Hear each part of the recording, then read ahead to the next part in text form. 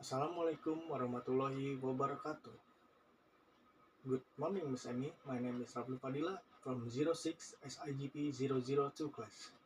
And in this video, I will discuss about teaching English in a globalized EFL context based on the case study about a senior high school in Indonesia that wants to redesign its English curriculum. So, today, English is very important because people use it for education, tourism, business, technology, online learning, and international communication. However, there are different opinions about how English should be taught in the school. Some teachers believe students should imitate British or American English as closely as possible, while others think students should focus more on communicating with people from different countries, especially non-native speakers.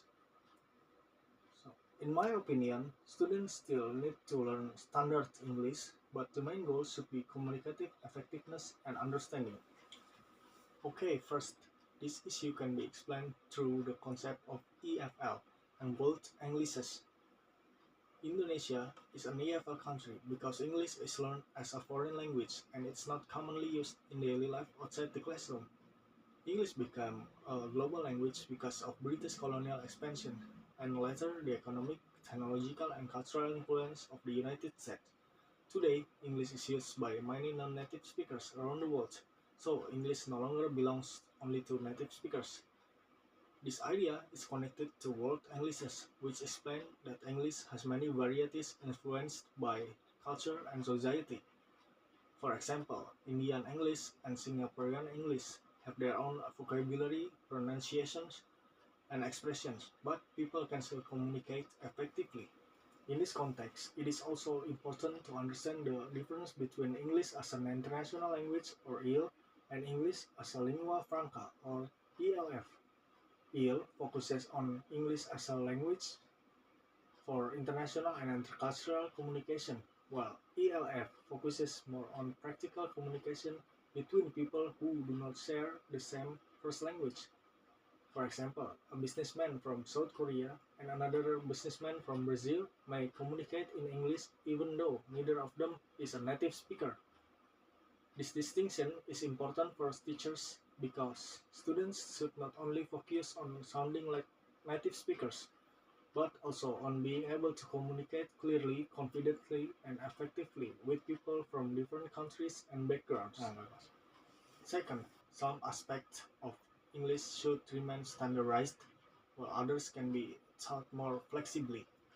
Grammar, sentence structure, vocabulary, and clear pronunciations are still important because students need them for effective communication. However, accent and speaking styles can be more flexible as long as the message can still be understood. World Englishes challenge the traditional idea that British or American English is the only correct model because today many people use English successfully even with different accents and local influences. Another important concept is the difference between language learning and language acquisition.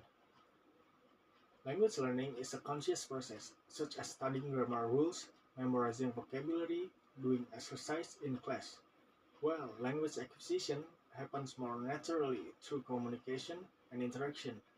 For example, students may learn grammar from textbooks, but they acquire speaking skills by practicing English with teachers, friends, tourists, or through social media and online meetings. Because of this, teachers should not only focus on grammar exercises, but also create activities such as discussion, role plays, presentations, group work, and real communication practice, so students can actively use English in meaningful situations.